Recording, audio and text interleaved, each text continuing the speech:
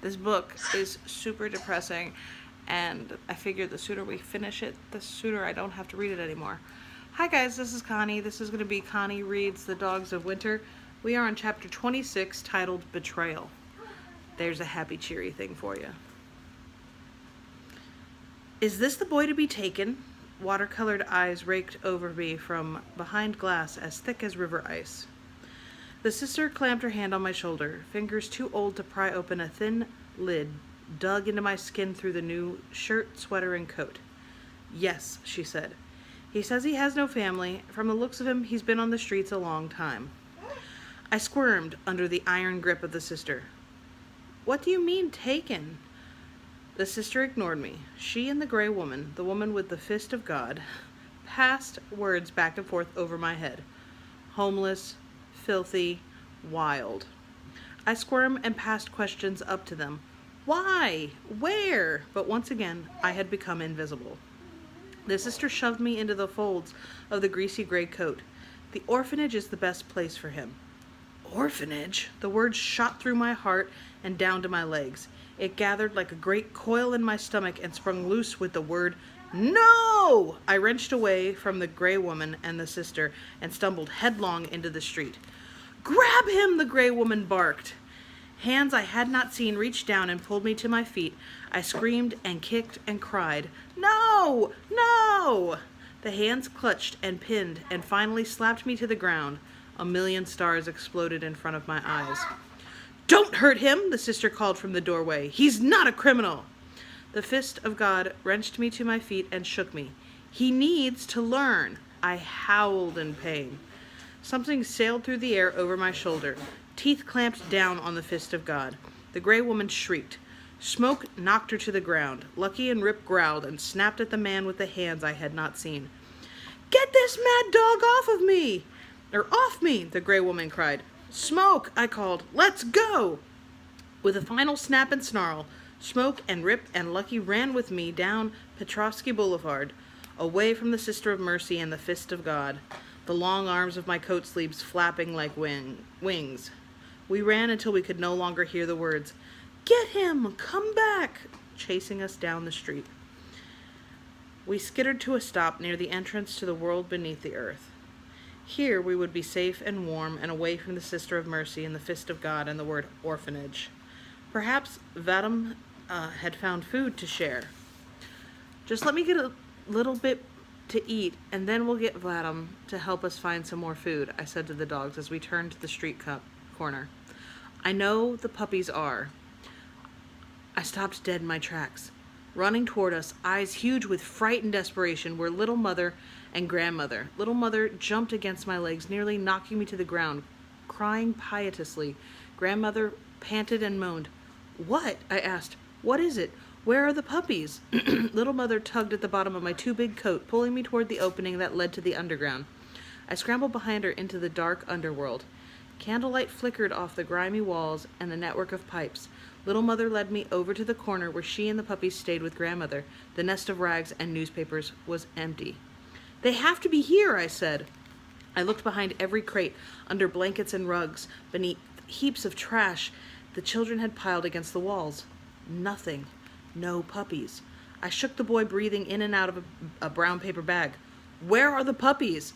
His sunken eyes swam to my face and then slid away. I scrambled over to a boy and girl sleeping beneath a rug. Where are the puppies? I said, pulling at the rug. Empty brown bottles rolled from beneath it. The girl opened her eyes. She blinked slowly. What do you want? The puppies, I said, pointing through the corner. The puppies are gone. Where are they? The girl yawned. Oh, Vadim took them.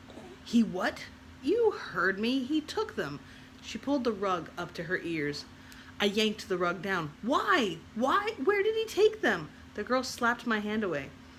He took them because everybody knows you can make more money begging with puppies than alone. As for where, I have no idea. She rolled over against the boy.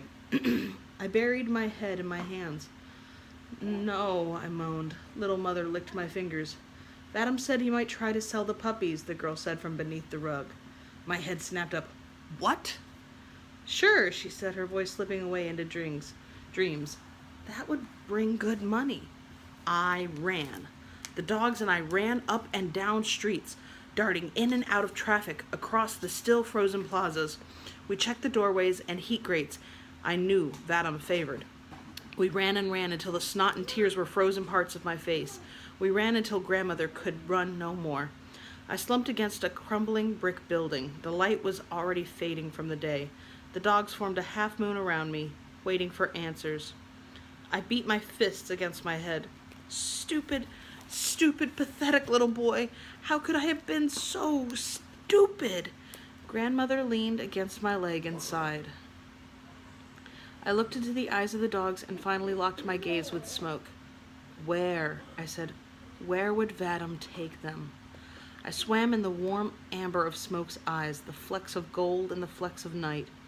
His eyes said he believed I was not a stupid, pathetic little boy. I was Sabakanak, dog boy. Those same eyes that commanded me to follow him onto the train and to the home of the pack. The eyes that led me away from the train station. And that's it! I cried, springing to my feet. Come on! I ran as fast as I have ever run to the train station. I raced down the stairs 2 at a time, skidding to the marble floor.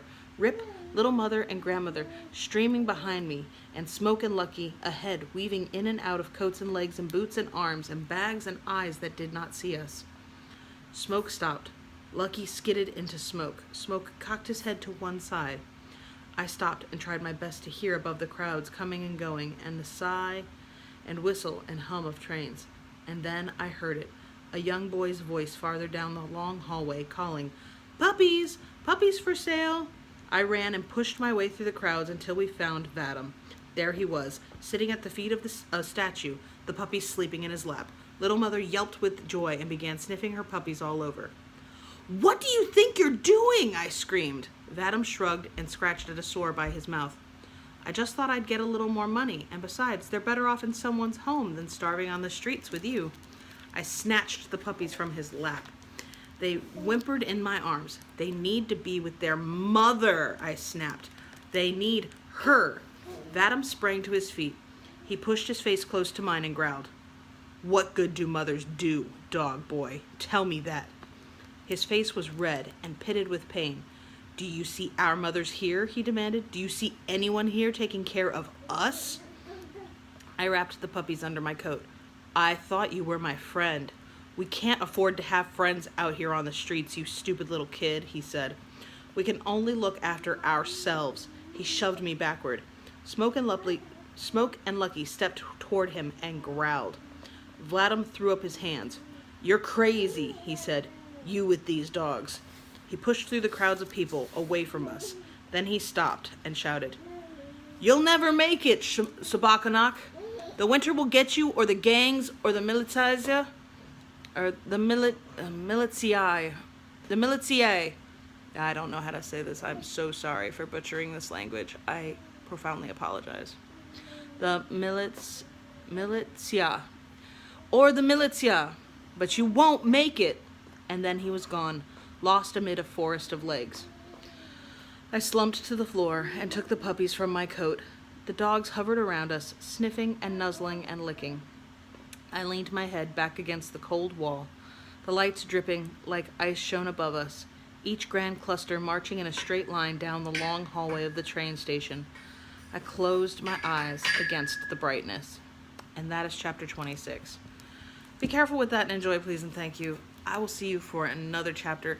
Please tell me that eventually, when we are halfway through this book, it gets better, because you guys requested it. I'll read it, but it's a very sad book. And all I want to do is like walk in the sunshine and get more burned when I read books like this. Have a great day.